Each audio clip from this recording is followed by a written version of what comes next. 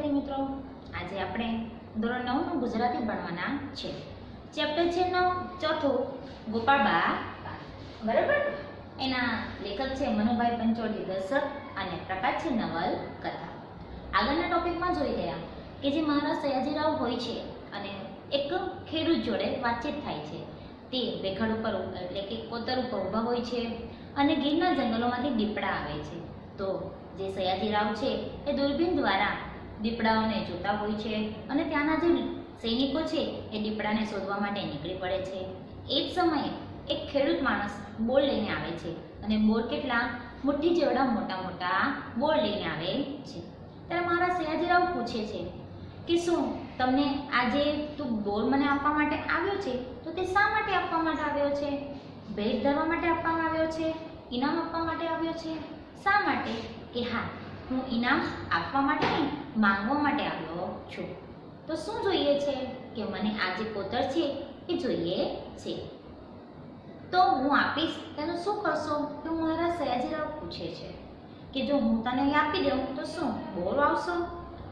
તો કહે છે કે અહીંની જે તળિયું છે ત્યાં નદીનું જે પાણી છે વહેતું હોય છે અને એ નદીનું પાણી હોવાને કારણે ત્યાં સારો એવો પાક થાય છે.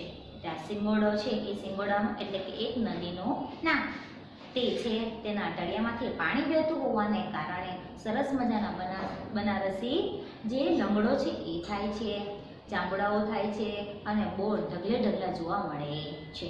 તો આપણે ત્યાં સુધી જોયું હતું. બરાબર. તો આપણે શું કીધું હતું? ચોપડી સાથે રાખવાનું છે. બરાબર ને? તો પાના નંબર 11 જોઈશું કે આપણે પહેલી બે લીટી જોઈ ગયા હતા. શું છે કે સાચું છે અંદરના ગાળામાં એટલે આપણે શું કીધું હતું? ભાગમાં ધરા એટલે નદી છે. ગમે ત્યાં 8 હાથે, ગમે ત્યાં 8 એટલે ચારે બાજુથી એટલે બધી જ જગ્યાથી પાણી નીકળી આવે છે. બધી જ બાજુથી પાણી નીકળતું હોય તો તે જે વૃક્ષ છે એને સરસ મજાનું પાણી મળી રહે એટલે જે પાક કે કંઈ પણ વૃક્ષ ઝાડ જે દવાનું છે એ સરળતાથી સારી રીતે થઈ જાય છે. એટલા માટે જમીન પણ કોઈ ભાતની છે. ભાતની એટલે આપણે શું લખાયું હતું? કોઈ જાતની છે. સિંગોડાના માળને, હવે અહીંયા આપેલો છે શબ્દ સિંગોડા. બરાબર. શું છે કે સિંગોડાનો જે માળ છે એટલે સિંગોડા એ શા માટે લેવામાં આવ્યું છે? નદી માટે લેવામાં આવ્યું છે કે સિંગોડા એટલે નદીનું એ નામ છે. પણ સિંગોડાનો જે માળ એટલે પ્રવાહ છે એ પ્રવાહને જો રોકી દેવામાં આવે તો શું થાય છે? પાણી ઓછું આવે છે અને એ ઓછું આવવાને કારણે એમાં ત્યાં શું છે? બનારસી લંગડો, ગરીબો માટેનું અમરફળ અને ઢગલે ઢગલા બોર થાય છે. ઢગલે ઢગલા એટલે ઘણા બધા. દીપડા રંજાડશે નહીં, શબ્દ આપેલો છે રંજાડશે.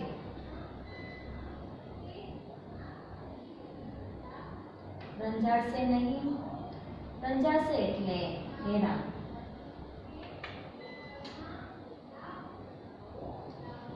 કે દીપડા છે તમને હેરાન ન કરશે? તમારી પડખેના દીપડા ન રંજાડે તો એ ઘણું.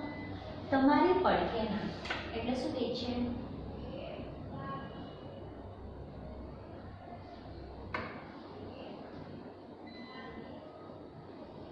તમારી પડખેના દીપડા એટલે કે ગાયકવાડના અમલદાર. જે ગાયકવાડ છે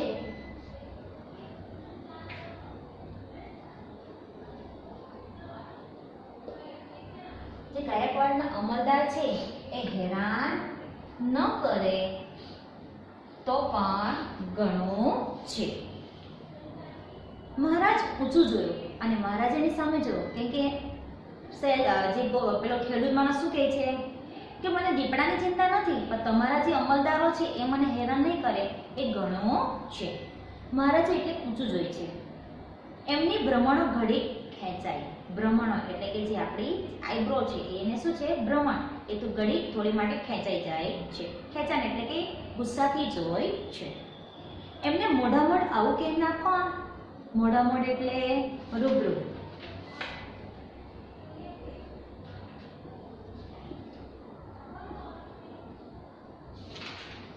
કે આવું રૂબરૂ કહેનાર કોણ છે? જોયું તો બોલના મરક હસી રહ્યો અને જોઈ છે તો બોલના શું છે? મરક એટલે મંદ મંદ હાસ્ય છે. નેણમાં ફરિયાદના રોષને બદલે સહજ કૌતુક છે. કે નેણ એટલે આંખોમાં, નેણ એટલે નેત્ર બધાને જ ખબર હતી, એ લખતી નથી, બરાબર? કે આંખોમાં ફરિયાદની જગ્યાએ રોષ એટલે ગુસ્સાને બદલે સહજ એટલે સ્વાભાવિક.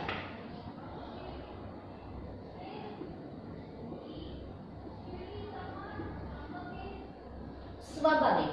અને શું છે? કૌતુક એટલે કે આશ્ચર્ય.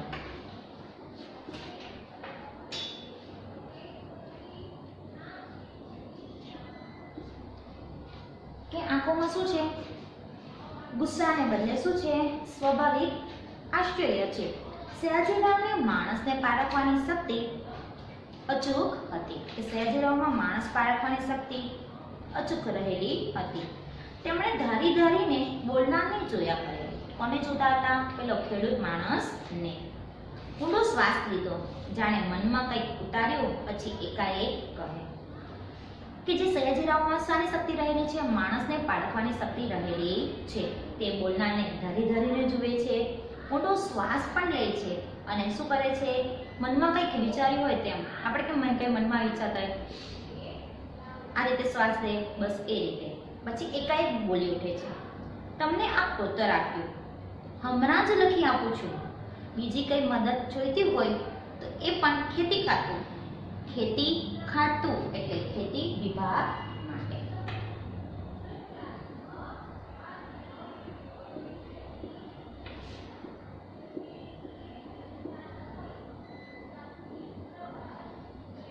કે ખેતી વિભાગ માટે કંઈ પણ જરૂરિયાત હોય તો મને કહી દેવાનું. એટલે ખેતી ખાતું માટે જરૂર હોય તો હું તમને મદદ કરીશ. પણ એક કામ કરો, પછી ... પેલું મંદિર જોયું છે? એમણે કોતરને છેડે મઠારા એટલે ટોચ.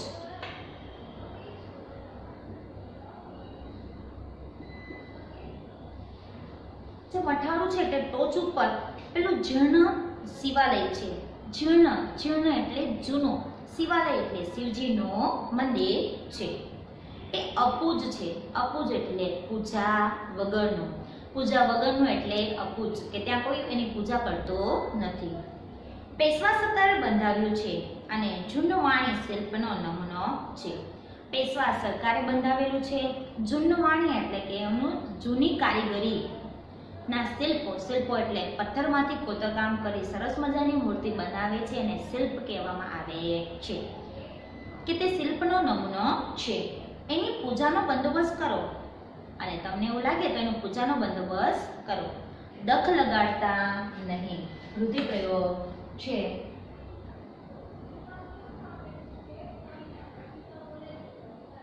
દખ ન લગાડવું એટલે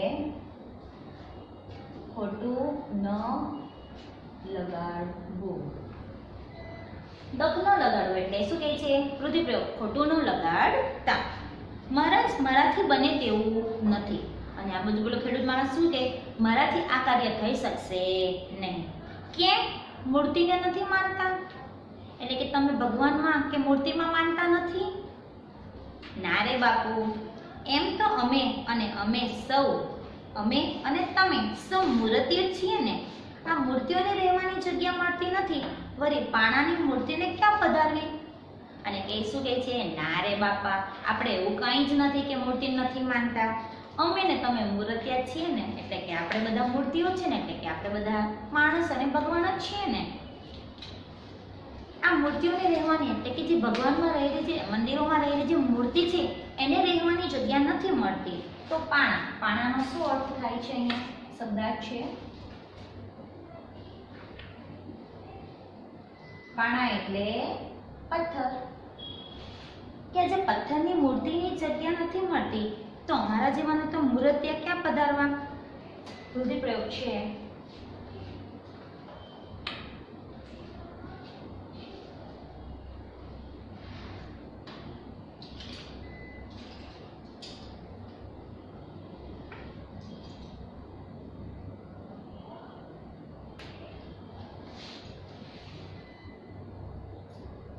મૂર્તિઓની પ્રતિષ્ઠા કરવી. આ રૂઢિપ્રયોગ છે. ક્યાં છે મૂર્તિઓ ક્યાં પધારે એટલે મૂર્તિઓની પ્રતિષ્ઠા ક્યાં કરવી? મહારાજ ગરીબ કેના સામે એકીટસે જોઈ રહ્યા, પછી કહે વાત તો સાચી છે, પણ ત્યારે મૂર્તિને નામે આશ્રસોને મળે તેવું કંઈક કરજો. કે તમે જે કહો છો કે બધી વાત સાચી જ છે કે આપણા જેવા માણસને જગ્યા ન મળતી હોય તો આજે ભગવાન જેવી મૂર્તિઓને પણ કોઈ જોતું નથી. તો મહારાજ કહે છે, સમજાવે છે મહારાજ સયાજીરાવ કે તમે એવું કંઈક કરજો કે તે ધર્મશાળા બનાવી દેજો. ધર્મશાળા બંધાવીશ. ભલે આ તુલસી શ્યામ જવા આવવાનો ધોરી માર્ગ છે કે ભલે ધર્મશાળા એટલે કે જે પણ બહારના લોકો આવતા હોય અને તેમને મફતમાં કે થોડા ઘણા પૈસા આપીને રાખવામાં આવતું હોય તેને ધર્મશાળા કહેવામાં આવે છે. બરાબર. અહીં શું કહે છે કે સારું, તો આ જે રસ્તો છે રસ્તાનું નામ શું છે? તુલસી શ્યામ જવા આવવાનો મોટો રસ્તો છે.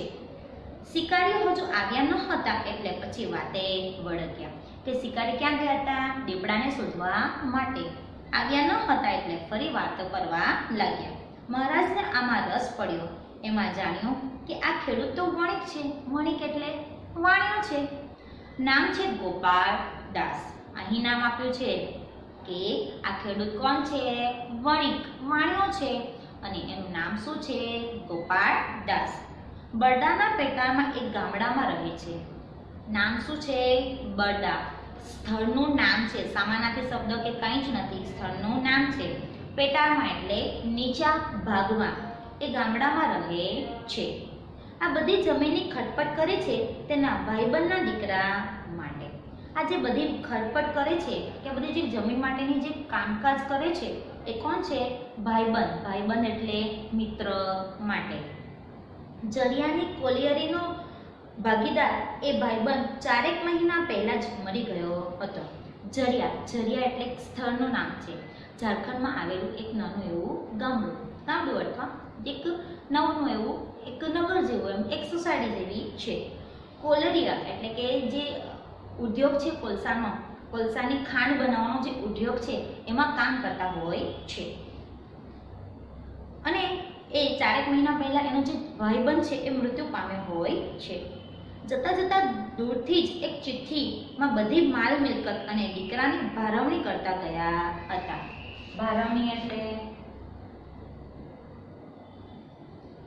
સોંપણી. જતા જતા શું કરી ગયા હતા? સોંપણી કરી ગયા હતા. ગોપાદાસ ને કે ચિઠ્ઠીમાં લખી ગયા હતા કે મારો જે સુપુત્ર છે, દીકરો છે, એને દેખભાળ રાખવાનું કામ તમારું છે. એવી એમને બધી જણે માલ મિલકતની સોંપણી કરીને ગયા હતા. કોને? ગોપાદાસને. તે આભપરાનો છાયો મૂકી અહીં શા સારું જમીન માંગો છો? શું કહે છે કે તે આભપરાનો છાયો મૂકીને તે શા માટે અહીં જમીન માંગો છો? આભપરાનો છાયો મૂકીને માંગો એટલે શું છે? ઉત્તમ જમીનને બદલે અન્ય જમીન માંગવી. કે તમારી પાસે આટલી સારી જમીન છે તો તમે શા માટે માંગો છો? એટલે કીધું છે કે આભપરાનો છાયા મૂકી અહીં શા સારું જમીન માંગો છો? બાપુ અમે રહ્યા વાણિયા. અને આ બાજુ ગોપા બાપા શું કહે છે કે અમે રહ્યા વાણિયા. મૂડી નાખતા પહેલા 100 ગણે ગણીએ. અહીંયા રૂઢિપ્રયોગ આપેલું છે 100 ગણે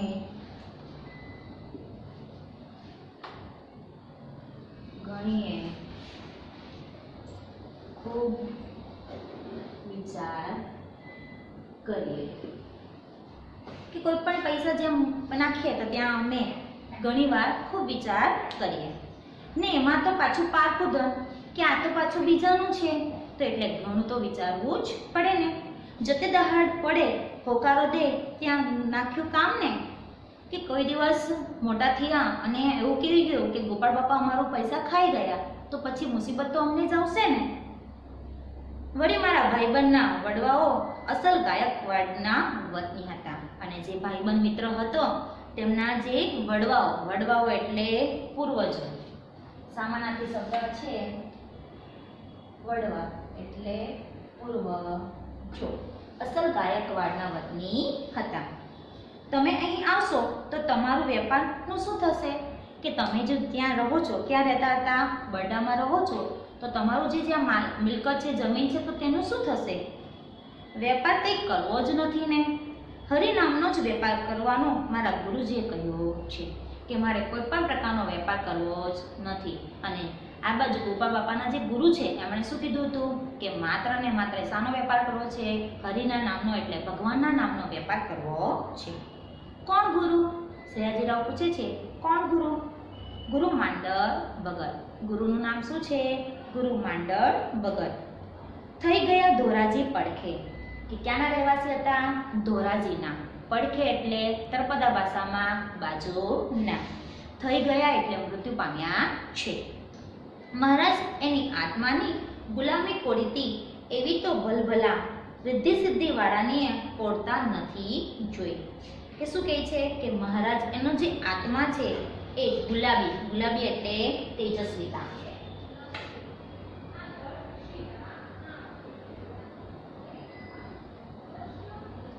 તેજસ્વીતા. કોડીતી. હવે કોડીતી જે રીતે આ રીતે આપેલું હોય ને તો શું સમજવાનું? હ બરાબર.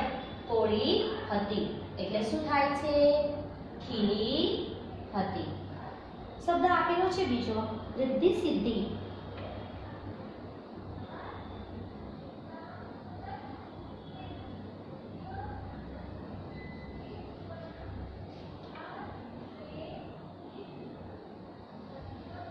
એટલે સમૃદ્ધિવાન.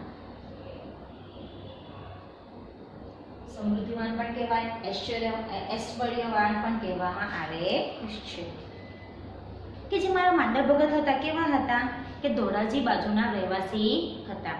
એનો આત્મા એટલો બધો તેજસ્વી હતો કે મને એને જોઈને મારું આત્મા છે, મારું હૃદય છે એ ખીલી ગયું હતું. અને તેનું સમૃદ્ધિ જોઈ કોઈ જોઈ એટલે કે એના જેવી સમૃદ્ધિ કોઈની હોઈ શકે નહીં. નામ તો સાંભળ્યું નથી. આ બાજુ મહારાજ શું કહે છે?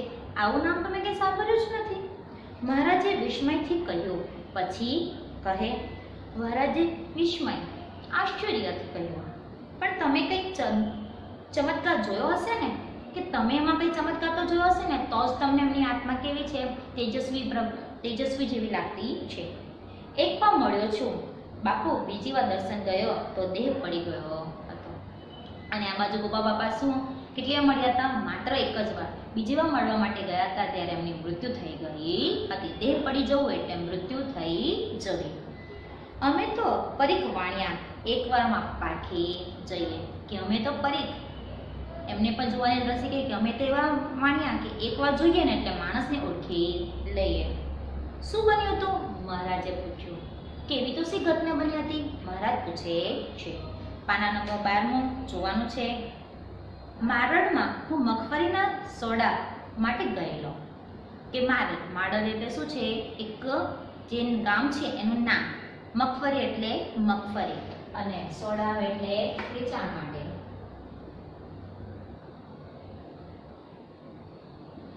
કે વેચાણ માટે હું ગયો હતો. બરાબર 10 વર્ષ ઉપરની વાત કરું છું. કેટલા વર્ષ ઉપરની વાત કરે છે? 10 વર્ષ ઉપરની વાત કરે છે. ગામમાં ખાસ કોઈને ઓળખું નહીં તે દરવાજા પાસેની મોટી ધર્મશાળામાં ઉતરેલો. કે તે ગામમાં કોઈને ઓળખતો નહીં. કયું ગામ? મારડ ગામમાં કોઈને હું ઓળખતો ન હતો. એટલે દરવાજા પાસે જે ધર્મશાળા હતી ત્યાં જ ઉતરેલો. દોઢીમાં એટલે ચોકીમાં ભગત બેઠેલો. કોણ? માંડળ ભગત. ગામમાંથી લોટની કાવટ માંગી લાવતો. એ કાવટ આવે છે આટલું વાટકા જેવું, અને તેમાંથી લોટની એ માંગી લાવે છે. એની વહુ રોટલો ઘડે છે. એની વહુ રોટલો બનાવે છે ને ભગત કૂતરાને લેતા જાય કારોવાન. કે કૂતરાને જોતા જાય અને જાય કેવો? કારોવાન. આંખો નીચે રાખવાની ટેવ. કે એમની આંખો પણ નીચે રાખવાની ટેવ. હસે ભારે. કે અહીંયા માંડળ ભગતનું વર્ણન કરે કે કેવું છે? ગામમાંથી લોટની કાવટ માંગતા વહુઓ છે તે રોટલો બનાવતા હતા અને એ કૂતરાને જોતા જાય છે. આંખો રાખવાની કેવી છે? નીચે રાખવાની ટેવ છે. અને હસવાનું પણ કેવું છે? ભારે. જાણે સાવ બાળક જેવું. આવાજ જોયો હોય તો વાંસળી જો કે વાંસળીનું જે સૂર છે આપણને ખૂબ ગમે છે, તેમ આજે માંદા ભગત જે બોલે છે તેના સૂર જેવું જ લાગે છે. ગલુડિયા હારે કંઈક ગડબડ વાતો કરતા જાય. કે જે ગલુડિયા છે તેની સાથે ગડબડ આપણે કેમ કોઈ કૂતરા હોય છે તેની સાથે કંઈક ને કંઈક વાતો કરતા હોય, કેટલાક લોકો કરતા હોય છે, કેટલાક લોકોની ટેવ હોય છે તો કરતા હોય છે. તો આ માંદા ભગતને પણ એવી ટેવ હોય છે અને એ પણ વાતો કરતા હોય છે. અનેક મરક હાસે જાય ત્યાં મારી સામે જોઈ ભગત કહે, અને થોડું મંદ હાસ્ય કરતા જાય અને મારી સામે જુએ છે. શેઠ છો, શેનો વેપાર કરો છો? મારી સામે જોઈ છે, કેમ કે તેમની સામે જ ઉતર્યા છે હતા. ધર્મશાળા જ્યાં હતી ત્યાં જ ઉતર્યા હતા અને ત્યાં એમનું ઘર હતું. કે તમે શેઠ છો, શાનો વેપાર કરો છો? મેં કહ્યું પરચુરણ. પરચુરણ એટલે નાની ચીજ વસ્તુઓનો. જથ્થાબંધ મૂકી આવા પરચુરણમાં સીધ પડ્યા છો કે તમારો જે વ્યાપાર છે એટલો બધો જથ્થાબંધ થઈ શકે છે, તો તમે આવ્યો જે નાનું ચીજ વસ્તુ છે પરચુરણમાં શા માટે કરો છો? મેં કહ્યું બાપુ મૂડી જુએ ને. ત્યારે કહે છે કે બાપુ પૈસા તો જુએ ને. મૂડી એટલે પૈસા. મૂડીનો પૈસાનો અર્થ થાય છે એ આવડે છે એટલા માટે લખતી નથી. મૂડી તો માએ પડી છે કે મૂડી તો મારી પાસે ઘણી બધી પડી છે, કહી મારી સામે એકી ટસે જોઈ રહ્યા. અને આટલું કહે છે અને એમની સામે એકી નજરે જોઈ રહે છે. એની આંખોના તેજે મનમાં મારક કરી દીધો કે એમનું આંખોનું જે તેજ છે એટલું બધું છે કે એમના જે મન છે હૃદયમાં છે એ રસ્તો કરી જાય છે કે આટલું બધું બોલનાર, સારું બોલનાર, કે આટલો બધો સારો હશે માંદા ભગત. શીલા જાણે ખસવા માંડી, મારાથી આંખ સામે આંખ મંડાણી નહીં. કે જાણે એ જે પથ્થર છે એ પથ્થર જાણે ઓટોમેટિક ચમત્કારથી ખસવા માંડી હોય એવું લાગે છે. અને આંખમાંથી આંખ એમની સામે એટલી બધી તેજસ્વીતા છે કે એમનો જે એટલો બધો પ્રકાશ છે એ જાણે એમની સામે એમને પ્રકાશ સામે આવવાને કારણે એમની આંખ છે નીચાઈ જાય છે. નીચે જોઈ ગયો, જોઉં તો ભગતના પડખામાં કાળો ઘીંગોળો ચડી ગયો હતો. હવે ઘીંગોળો એટલે ઝીંગોળો.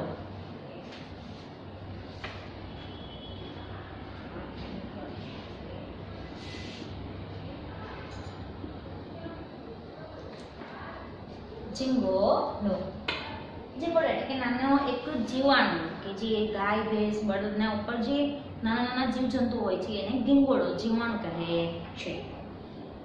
કે જેવી આંખ ઊંચી કરે છે એટલે જોઈ છે તો કે ઘીંગોળો ચડી રહ્યો હતો. કોના પર? માંદા ભગત ઉપર. મહારાજ આ ઘીંગોળો ચડી રહ્યો છે. ઘીંગોળાને બીજું પણ કહેવાય કે ઘીંગોળો કહેવાય, ઝીંગોળો પણ કહેવાય છે, બાજતો જીવ પણ કહી શકાય. મહારાજ આ ઘીંગોળો ચડી રહ્યો છે કહી હું એક ઉખેડવા ગયો ત્યારે.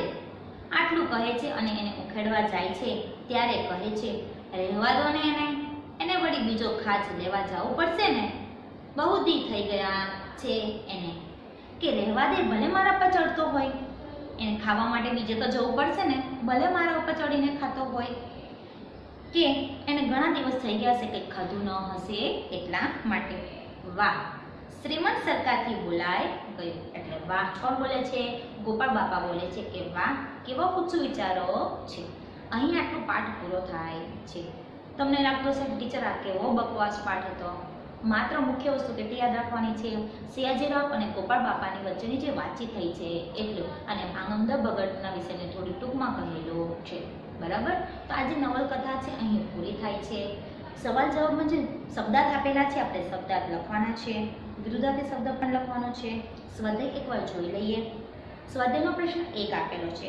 આ તમારી પડખેના દીપડા ન રંજાડે તો એ ઘણું છે. આ વાક્ય કોણ બોલે છે? કોણ બોલે છે? મહારાજ શ્રીમંત સયાજીરાવ, ગુરુ માંદા ભગત, ગોપાદાસ કે પેશવા સરકાર? તો ગોપાદાસ. મહારાજ સયાજીરાવમાં કઈ શક્તિ હતી? તો સયાજીરાવમાં કઈ શક્તિ હતી? ડી, માણસને પાલક માને.